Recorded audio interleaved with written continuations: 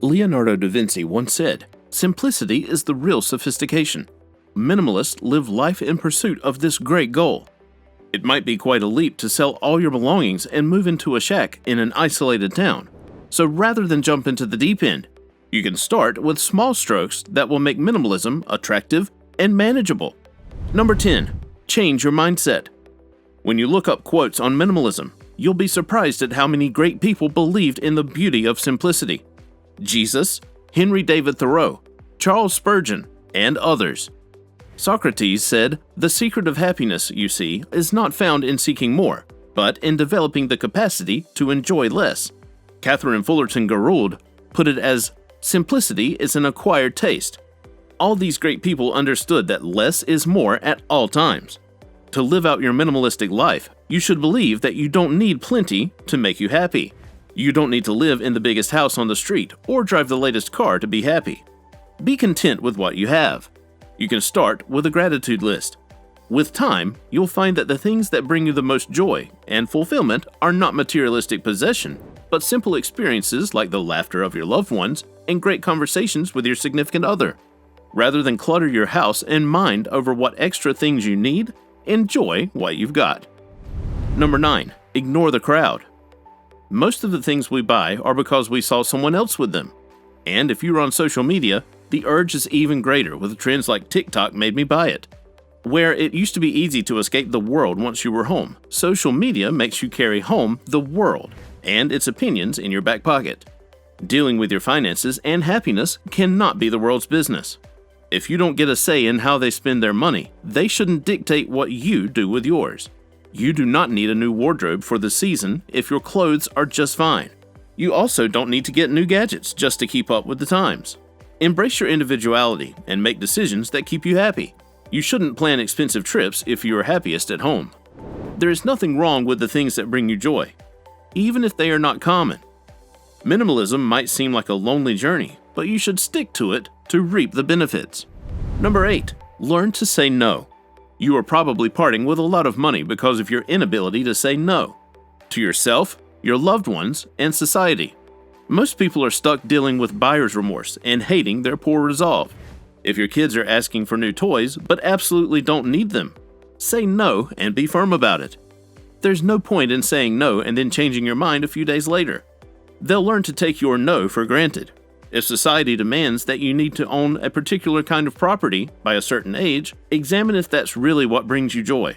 We are all different, and while some people dream of living in a mansion, others dream of a cottage, and that's all okay. You should also say no to yourself. You don't need to buy everything when you feel like it. Entertainment, food, clothes, and whatever else your eyes fancy. Delayed gratification builds character and makes the items or habits worth indulging in. If you are eating out every day, you start to get numb to the experience and privilege of it all. But if you decide to go once a month, it turns into an event. This way, you get to save money and enjoy your experiences. Number 7. Set boundaries. Before you go off telling people it's your money and you can do whatever you want with it, it's important to note that debt is a real problem. Every 1 in 4 Americans has a form of debt to deal with, the most common being credit card debt. Don't let your finances get to the pits before you take steps to ensure that they are well. You can do this by setting boundaries. The boundaries don't have to be so outlandish that you are forced to break them in 2 weeks. But they also shouldn't be so lax that there is no change in your finances and lifestyle. Set boundaries like a 30-day spending freeze. Have a screen lock for apps that cause you to spend more than you plan to, like social media apps and shopping apps. Put your expensive entertainment options on a schedule, like going to the movies once a month or having a trip once a quarter. These act as checks and balances to help you get the most out of your minimalism lifestyle without making you go crazy. Number 6. Surround yourself with people who see the big picture. Ever heard the phrase, "You are the sum of the 5 people you spend the most time with"? Or, "Show me your friends and I'll tell you who you are"? Because we are social animals, there is no way of doing away with our need for people. However, the wrong people can influence us out of our plans.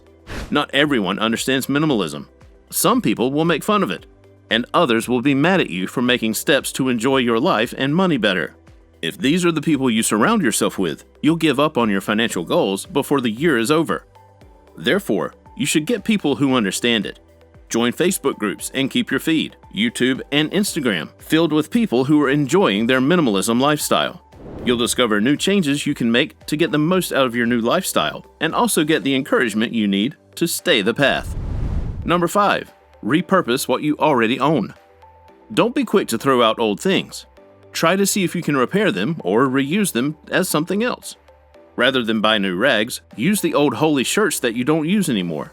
If you know how to sew, a few stitches can transform your old clothes into something trendy without having to part with your money or filling up your space. You can also use this approach for your decor pieces. Old wine bottles look great as vases. You can also get creative with some paint and frames. The same applies to your leftovers. Pack them for lunch or come up with your own recipes. This prevents food waste and helps you save that $10 you would have spent on lunch. Repurposing teaches you to appreciate what you have and to think outside the box. That old shoebox could become a jewelry box and save you plenty of money in the long run. Number 4. Simplify your mealtime. Food is an important part of our lives, but you can also be smart about it so that you are not on either end of the spectrum, overeating or undereating. Obesity is a growing issue all over the world. In fact, a third of adults in the United States have obesity. With all the convenience we have, it's easy to see why this is a growing issue. If you want to eat all the junk food you can stay sitting on your couch, order your food, and get it straight to your doorstep. Since most of our work is office work and is not physically demanding, it's hard to exercise. You can meal prep so that you are not spending a lot of time browsing grocery stores and paying a lot of money for last-minute buys. Learn to cook at home where you can take note of what you are adding to your meals. Cut down on how often you are eating. Not every hour is snack time or dessert, despite what lovely quotes you surround yourself with. Go from 5 meals a day to 3. If you can, grow your own food. Make sure you include healthy foods in your meals and eat the right proportions. One good tip is to take plenty of water before a meal. Number 3. Clean on the go. Cleaning products and cleaning in general take up money and time. To beat this, clean on the go. Don't wait for a stain to soak deep into your carpet so that you need 3 bottles of bleach to get rid of it. If you have used a few utensils, hand wash those so that you don't have to run the dishwasher for a few items. You should also organize your spaces so that you know what you have and need, or what you should get rid of. If you keep your car relatively clean, you won't be tempted to pay someone else to clean it for you, and this will help you save money you would have given away. Clean your shoes and clothes too, so that you don't have to buy new ones because you are all out of clean items. If you clean often, you won't have stains or mold that require an overhaul to deal with, which is more expensive, like replacing the floors and countertops. Minimalism is an organized, clean way of living. Number 2. Quality over quantity. Minimalism champions the thought of quality over quantity, or experiences over possessions. You can also start to look for those, and you'll find yourself cutting how much you spend. Do you really enjoy traveling to every country just to tick off boxes? Or are you happiest with a simple road trip in your country? Are you drained when you have to attend large get-togethers with acquaintances you barely talk to throughout the year? Minimalism teaches you to value the essence of things rather than the look of things. Everything should have a purpose. That includes your entertainment, your clothes, and your social circle. You can apply that to your food as well. Eat only what is healthy and when necessary.